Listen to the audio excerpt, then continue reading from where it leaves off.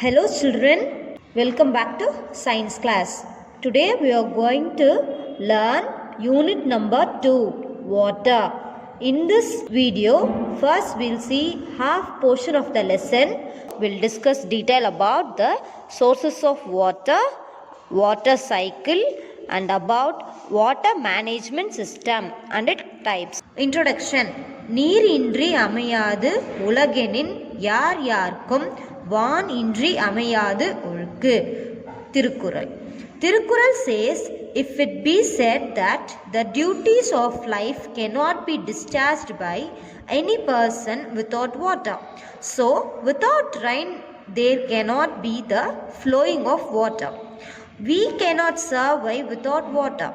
Water was once available in the nature freely. Now it is sold in the shops for money. Water has become scarce nowadays. So we should preserve it for our basic needs and also for the needs of future generation. First topic is sources of water. Water is the most abundant substance on the earth. It fills the seas, rivers and lakes. Water covers more than 2/3 of the earth's surface. It also exists as snow and ice on mountains. In the atmosphere, water is present in huge quantities as vapor and clouds. The following are the sources of water. 5 sources of water, namely river water and lake water, sea water, well water, spring water and underground water. Children, now watch a video to understand more about sources of water.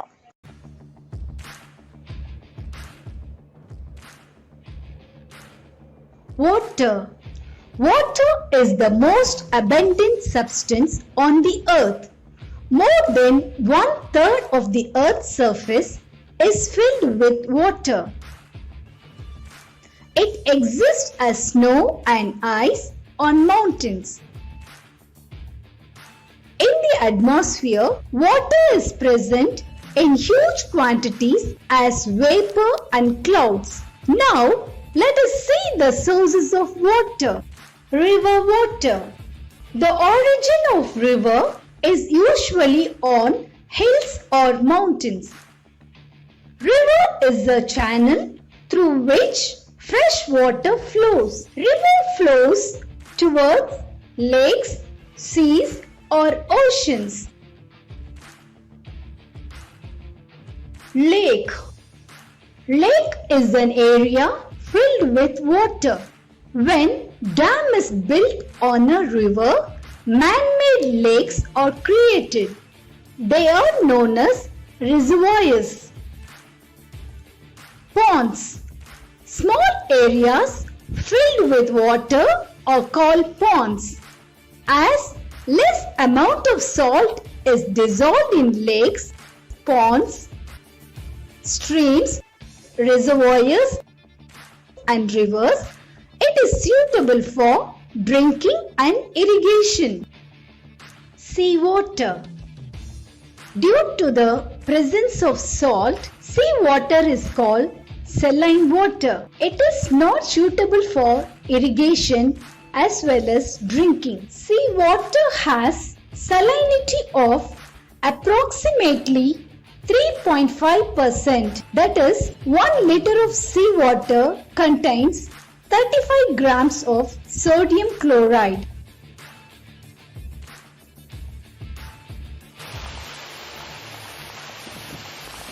Underground water. During rainfall, part of the rainwater gets absorbed in the soil. It flows through various layers of soil till it reaches hard rock, where it gets accumulated as underground water. This water may contain soluble salts of calcium and magnesium. Well water. When the earth's surface is dug deep, water reservoirs are found above the rocks. The depth of wells varies from place to place. Well water contains soluble impurities depending upon the nature of soil. It is made available for human beings. Spring water. Sometimes the accumulated underground water applies pressure on the rocks and comes out of the earth's surface in the form of a spring. This water is called spring water. This spring water contains dissolved salts and minerals, but it is free from suspended impurities. Children, I hope you all enjoyed the video. Let's move to the next part. Next, we are going to discuss about water cycle. Continuous movement of water from the earth to the atmosphere and back to the earth is known as water cycle or hydrologic cycle. Water cycle consists of the following 4 stages: evaporation, condensation, precipitation, flowing back to ocean. What is the process of evaporation? The water changes into water vapor. It's called evaporation. What is condensation? The process of water vapor converted into water on cooling is called as condensation. The third stage is precipitation. In this precipitation, the water droplets join together to form clouds. As they got cooler, the droplets become bigger and heavier and fall as rain. The last stage of water cycle is flowing back to ocean. Rainwater forms streams and spring water which joins together to form rivers. They flow to the sea and ocean. So therefore they complete the cycle. Now watch a video for water cycle. Water cycle. Continuous movement of water from the earth to the atmosphere and back to the earth is known as water cycle or hydrological cycle. Water cycle consists of 4 stages: evaporation, condensation, precipitation, flowing back to oceans. Evaporation.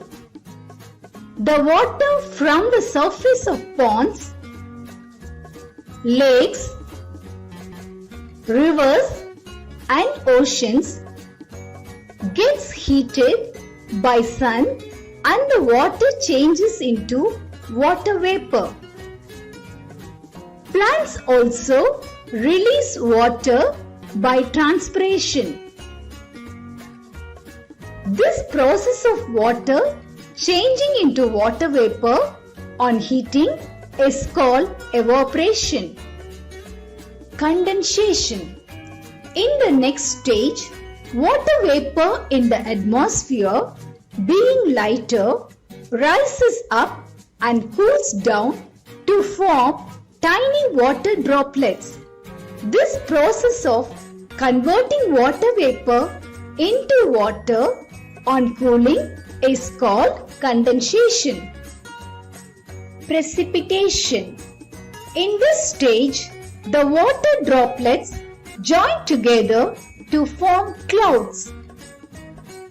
As they get cooler, the droplets become bigger and heavier and fall as rain. If the air is very cold, they freeze to fall as hail of snow. This process is called precipitation. Flowing back to oceans. Rainwater from streams and springs join together to form rivers. Rivers flow finally into the sea and oceans, thereby completing the cycle. Thus, this water cycle continues balancing the nature. Children, I hope you all understood about water cycle. Now we'll move to the next topic, water management. Next topic we are going to discuss about water management. About 97.5 of the total water available on the earth is too salty to be used for drinking and irrigation. The rest 2.5 of water is fresh water. Most of the fresh water, that is 68.7% of the total fresh water, is frozen as ice caps and glaciers, and 30.1% occurs as groundwater. Out of the remaining 1.2% of water, about 0.9% occurs as moisture in soil, air, and in bodies of living organisms. The rest 0.3% constitutes fresh surface water sources such as rivers and lakes. By this, it is clear that a very small fraction of water is available for the use of human beings, animals and plants. The following figure shows the percentage distribution of total available water. This explains clearly about the percentage in detail. This water management has three types: fresh water management, wastewater management, desalination of seawater. First, we'll see about fresh water management.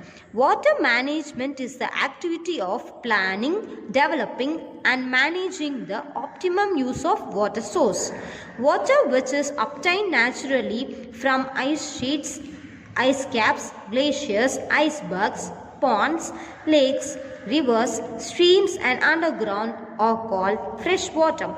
Fresh water is having low concentration of dissolved salts. Nowadays, we don't get enough rainfall, and except few, most of the rivers are drained. Due to recent changes in the climate, we don't have water in lakes and ponds.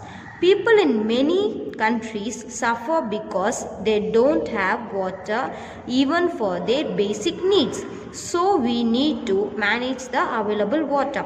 First, in this fresh water management, first topic we are going to discuss about rainwater harvesting. Children, we have seen this rainwater harvesting system in our home, right? It is a process of collecting rainwater from the rooftop of the building. It's called rainwater harvesting system. There are many advantages while using the rainwater harvesting system. The rainwater harvesting system can reduce floodings in cities, and it can increase the groundwater level and improves plant growth, and etc. Next topic in freshwater management is farm ponds. This is a farm pond. It is a structure dug out on the earth. It is usually square or rectangular in shape. Rainwater is stored here for irrigation purpose.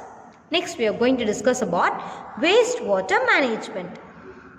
Used water from any combination of activities such as domestic, houses, industrial, commercial, agricultural is called wastewater. This is the water released after using for laundry, bathing, dishwashing, toilets and industrial purposes.